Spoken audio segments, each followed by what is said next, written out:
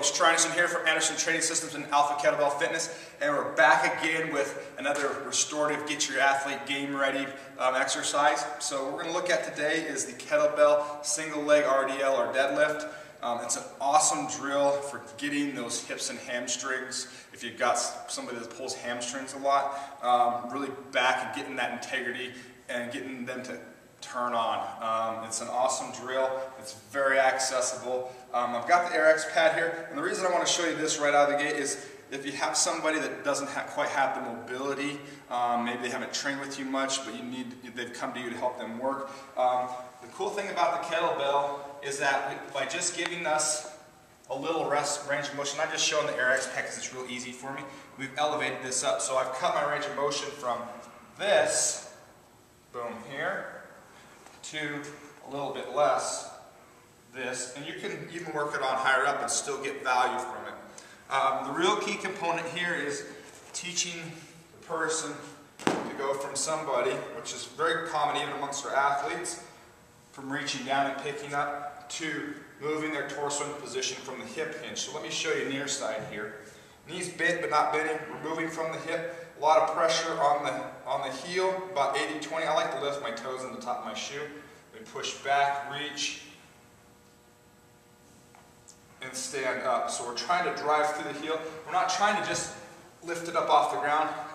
If they're getting that, you're going to notice it. They're kind of be jerky, but they're also going to start to talk about getting leverage or cue through the low back instead of through the hip and posterior chain down there.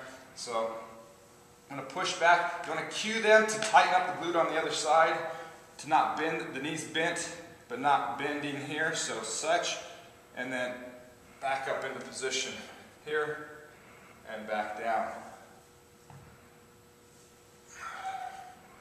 There's a whole lot together going on here, but if we're doing it well, we're doing a ton of great work back here.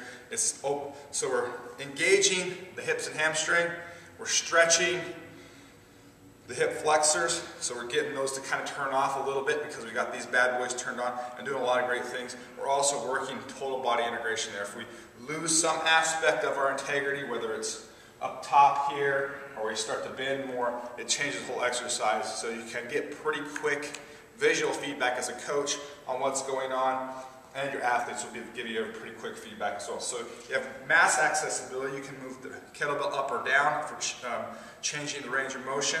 It's usually, this is a 35-pound kettlebell. It's usually right about the right height for most people to go into. A few good reps of this, just pushing back, reaching into this. If you have people that have some real instabilities, I wouldn't expect most of your athletes to have this, but you can even put them into this reach back lightly touch position and then cue them to push up and through. It's just working on getting that extending. So we want that kettlebell to come up in a nice straight line. We don't want it to have this arcing feeling, and that just comes from engaging and pulling through your low back as opposed to pushing and extending through the glute and hamstring. So that's the real value of this, is to get this stuff engaged, the glute and hamstring on the backside, get that dynamic kind of action and stretch on the hip flexor psoas area that's really tight in a lot of our hamstring pulling athletes. And to kind of re-educate that process. So there you have it. There's another sequence in getting your athletes game ready again, and using another cool drill, the single leg kettlebell RDL or deadlift.